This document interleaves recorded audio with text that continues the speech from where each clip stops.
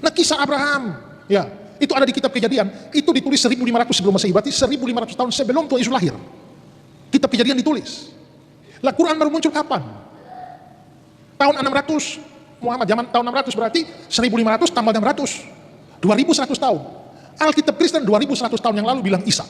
Lalu bagaimana 2100 tahun kemudian baru ada kitab muncul bilang Ismail? Yang mau dipercaya mana? Oh, Alkitabmu sudah dipalsukan, ayo buktikan. Makanya 26 Oktober nanti saya akan debat sama Yahya Waloni. Dia bilang Alkitab dipalsukan, silakan dia buktikan Alkitab kita dipalsukan. Saya punya dokumen terlalu banyak untuk membuktikan Alkitab kita masih akurat sampai hari ini. Tapi saya tidak usah buka dulu sekarang. Assalamualaikum warahmatullahi wabarakatuh. Masih kembali di channel terbaru saya. Terima kasih kepada teman-teman masih setia menonton, mendukung, menyaksikan konten dari channel ini. Tentunya kita sudah melihat bagaimana cuplikan videonya. Pendeta Esra Soru ini mengatakan bahwa sebentar lagi dia akan berdebat dengan Ustadz Yahya Waloni, karena Ustadz Yahya Waloni ini mengatakan bahwa kitabnya orang Kristen itu sudah dipalsukan.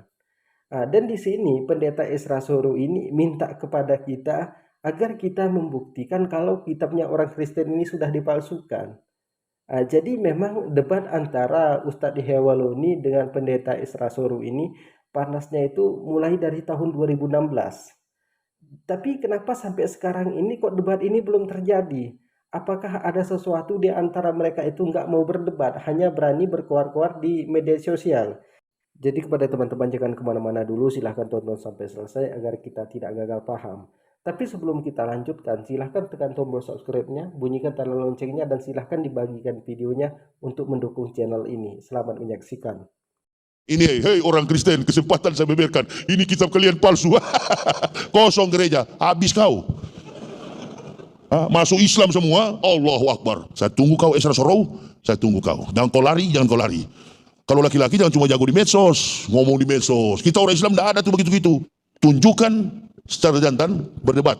Saya ini satu-satunya di Islam, Ustadz yang menguasai ilmu kekafiran Kristen. Satu.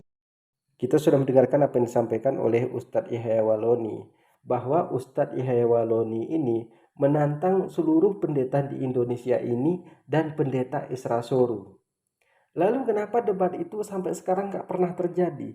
Sebenarnya debat ini sudah direncanakan tanggalnya, harinya, dan bulannya.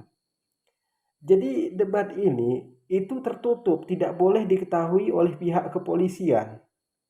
Kemudian debat ini diadakan karena pendeta Esra Soru berkuar-kuar di media sosialnya bahwa kami tanggal sekian berdebat dengan Ustadz Yahya Waloni. Ini kan namanya ngasih tahu polisi, hingga polisi ini membubarkan acara debat. Kemudian sudah direncanakan lagi dengan debat tertutup. Tapi di sini pendeta Esra Soru tidak berani datang. Ketika ditelepon nomornya udah nggak aktif lagi. 2 hari kemudian muncul dari pendeta Esra Soru di channelnya bahwa Ustadz Yahya Waloni tidak berani datang untuk berdebat. Padahal Ustadz Yahya Waloni sudah menunggu lebih dari 3 jam bersama istrinya. Bahkan Ustadz Yahya Waloni mengatakan sampai make up istri saya itu terhapus. Kalau nggak percaya silahkan tanya sama panitianya, silahkan tanya sama penontonnya, baik dari Islam ataupun Kristen. Siapa yang nggak datang di acara debat itu? Jadi pendeta Esra Soru ini hanya beraninya di media sosial. Kalau di media sosial memang dia itu jagonya berkoar-koar, seolah-olah Ustadz Yahya Waloni yang tidak berani debat di kala itu. Jadi di sini juga pendeta Esra Soru mengatakan kepada kita, silahkan buktikan kalau Alkitab kami itu sudah dipalsukan. Kita dengarkan yang satu ini. Panitia yang memberi kesempatan bagi Lembaga Alkitab Indonesia dalam beberapa menit ke depan ini untuk sedikit bercerita tentang Alkitab yang tahun depan akan diterbitkan. Dan ini Alkitab baru yang diharapkan akan menggantikan Alkitab kita yang sekarang. Tentu kalau bicara mengganti Alkitab ini bukanlah masalah sederhana. Oleh karena itu kami sangat bersyukur, berbangga dan menyampaikan salam hangatnya dari Lembaga Alkitab Indonesia kepada BNKP yang bersidang pada hari ini. Nah, izinkanlah saya dalam beberapa menit ke depan ini memperkenalkan beberapa hal yang sudah dilakukan dan sebentar lagi akan terbit, yaitu awal tahun depan. Kita sudah mendengarkan apa yang disampaikan oleh Lembaga Alkitab Indonesia, bahwa terjadi revisi besar-besaran kepada Alkitab di awal 2023 dan seluruh gereja di Indonesia ini harus membeli Alkitab itu, tidak boleh tidak. Kalau namanya sudah diganti, sudah diubah, sudah dihapus, itu kan sudah nggak asli lagi. Terus kalau kita boleh bertanya kepada Lembaga Alkitab Indonesia ini, kapan Tuhan mereka itu berfirman kepada Lembaga Alkitab Indonesia ini? Kenapa mereka itu berani mengubah firman Tuhannya? Kalau sudah diubah firman Tuhannya, itu kan nggak asli lagi. Jadi kalau Pendeta Esra Soru minta kepada kita, buktikan kepada kami kalau Alkitab ini sudah dipalsukan. Bahkan Pendeta Melato mengatakan Alkitab ini sebagiannya sudah tidak asli lagi. Karena penyalinan Alkitab ini sudah terjadi 24.000 orang.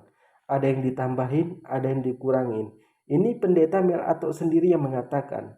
Kemudian muncul lagi dari wartawan Injil, dia mengatakan bahwa di Yohanes ini ada ayat palsu. Silahkan cek di media sosial wartawan Injil. Kemudian cek juga dari Pendeta Melato. Mereka sendiri yang mengatakan bahwa Alkitabnya sudah dipalsukan. Terjadi 24.000 kali penyalinan. Ada yang ditambahin, ada yang dikurangin. Ini pendeta sendiri yang menyampaikan. Lalu di sini Pendeta Esra Soru tidak menerima kenyataan ini. Seharusnya yang disalahkan jangan umat muslim, jangan Ustadz Yahya Waloni, tapi salahkan Lembaga Alkitab Indonesia karena sudah merevisi Alkitabnya orang Kristen. Jadi kepada teman-teman, terima kasih sudah menonton. Jangan lupa tekan subscribe-nya, bunyikan tanda loncengnya, dan silahkan di-share videonya. Assalamualaikum warahmatullahi wabarakatuh.